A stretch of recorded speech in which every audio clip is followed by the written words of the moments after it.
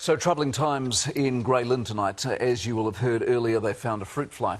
They found fruit flies before, but not in Grey Lynn. Grey Lynn, if you're not familiar, is the home to the converted $1 million villa. A lot of Volkswagen Golfs and Touaregs and children who eat organic food. There are more lattes consumed in Grey Lynn per head of population than anywhere on earth. It's a little known fact. The trouble with a fruit fly in Grey Lynn is if the usual lockdown on food applies, havoc's going to ensue. Grey Lynn runs on soy, bulgur wheat and quinoa. The school kids carry their salads and their gluten-free muffins in recycled paper bags, having dispensed with plastic years ago. MAF may insist they go to packaged food. God knows what happens then.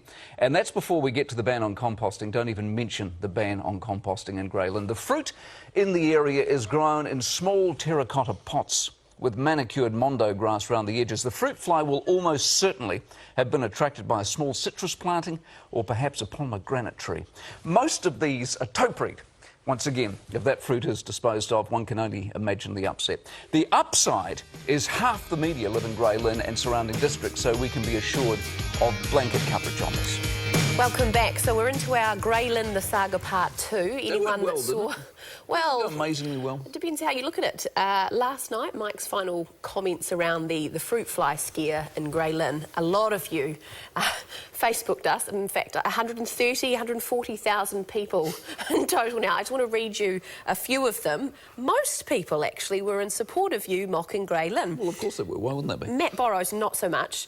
Don't tell me Mike isn't the epitome of a Grey Lynn resident himself. And what's that crap on his lapel, by the way? It's just a little accoutrement. It's a new fashion item.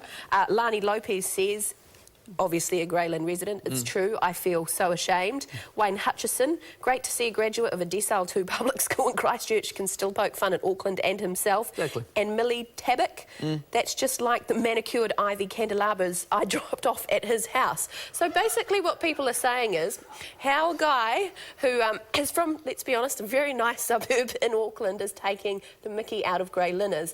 Well, for you people in Grey Lynn tonight, this is how Remuera rolls. Cue my pics, please. This was Mike today on his way to work for radio. It was not. Yes, it was. Someone thought he was a bit too good for the ferry and had to be choppered in to the island where he gave a speech today for radio. Time was against me. Time was against me, and I said, look, if you're going to do this thing, I've got to get there quickly. And they came up with the, you know... They came up with it, okay. It was beautiful. Okay. I tell you what, it really is fantastic. To Auckland, I got to say, in all seriousness, on a beautiful day, from a chopper, oh my God. Maybe TVNZ could arrange me to come to work tomorrow exactly, by why chopper. not? Come on. Right. It's all good fun. Now listen, if you remember a bride, thanks for raising all that, that's excellent. Right. Now if you remember a bride, and there is nothing wrong with ivy-covered chandeliers, and they look beautiful at the front door. If you remember a bright orange scooter, and a guy with cancer who was extraordinarily upbeat from the show last week, you will like this next story. Wayne Biggs's journey was all about raising money to find a cure for the disease that's killing him. Instead, it's raised a whole new generation of people who want to do good. Here's Hayden Jones. Wayne Biggs, terminally ill with cancer.